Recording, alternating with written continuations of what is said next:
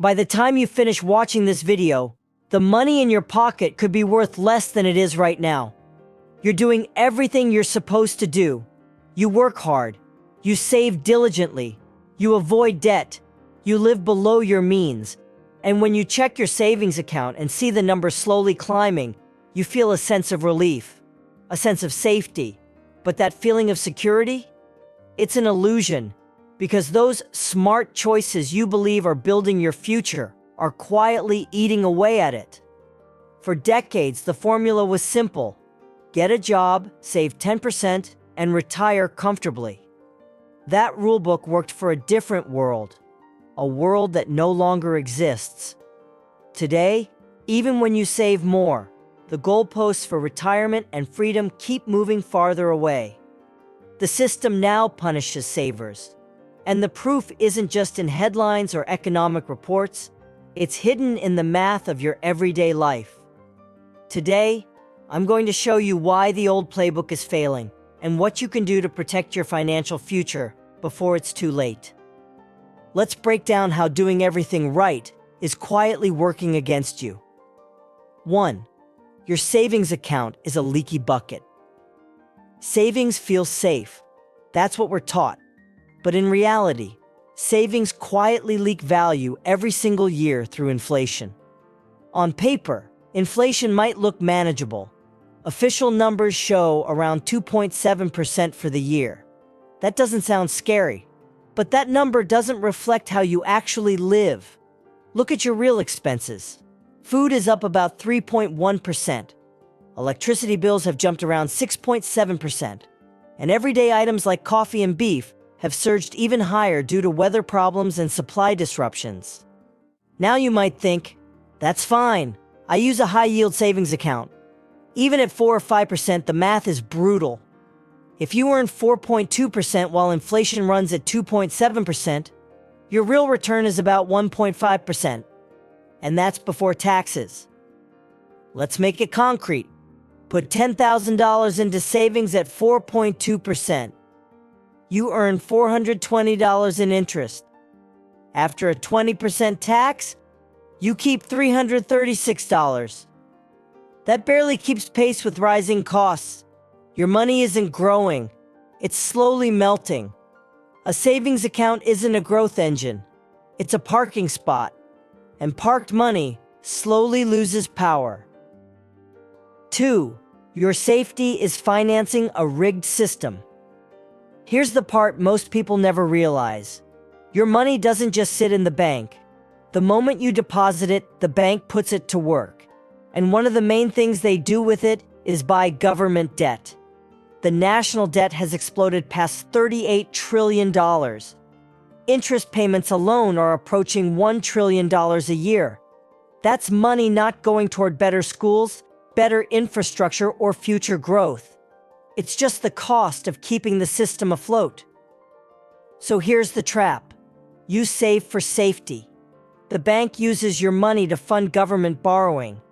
That borrowing contributes to inflation. And inflation destroys the value of the savings you just worked so hard to build. Without realizing it, you're funding the very system that erodes your wealth. 3. You are oversaving and underliving. There's also a human cost to all of this. Every dollar you hoard is a denied experience, a trip you didn't take, a moment you postponed, a life you delayed. You are trading your most valuable resource, your time, for cash that buys less and less every year. This is the oversaving trap. You sacrifice today to secure tomorrow, only to find that tomorrow keeps getting more expensive. You end up impoverishing your present while chasing a future that may never arrive the way you imagined. And this is where most people get stuck. The good news is this. Once you understand the trap, you can stop falling into it. And the solution isn't working harder or saving more. It's changing how your money works for you. Let's talk about how to do that, step by step. First, build a runway, not a hoard. Start by redefining what cash is for. Stop treating it like treasure, and start treating it like a tool. Your goal is not to hoard money. Your goal is to build a runway, an emergency fund of roughly 3 to 6 months of essential living expenses. Not more, not less. This money has one single job: to protect you when life happens, so you're never forced to sell investments at the worst possible moment. Think of it like an oxygen tank for a deep-sea diver. The tank isn't there to see who can hoard the most oxygen. It's there to keep you alive while you explore deeper waters. And once your runway is full, you make a change. Stop adding excess cash. Every extra dollar sitting idle after that point isn't helping you. Quietly, it's working against you. Second, flip the script from saver to owner. With your runway in place, the next shift is mindset. Wealth doesn't come from hoarding money. It comes from ownership. Savers are lenders. You lend your money to the bank. The bank lends it onward, and you get the leftovers. Owners play a different game. Owners hold assets that grow in value or produce income. That can mean stocks, ownership in real companies. It can mean real estate, property people actually need to live in. It can even mean small business equity. Why ownership matters. When prices rise, owners aren't crushed by inflation. They often benefit from it. If a company you own can raise prices, its profits can grow. When profits grow, so does the value of what you own. Real estate often rises alongside the cost of living, while also generating rental income. That's a real hedge against inflation. Now, let's be honest about debt. High-interest consumer debt is destructive. That's obvious. But good debt, used intelligently, can be a powerful tool. A sensible mortgage on an income-producing property, or a business loan used to expand earnings, lets you control a larger asset with a smaller amount of your own money. Here's the quiet advantage most people miss. You repay that debt with future dollars that are worth less over time. Savers lose to inflation. Owners can benefit from it. To make it concrete, imagine two people. Anna saves $200 every month into a savings account.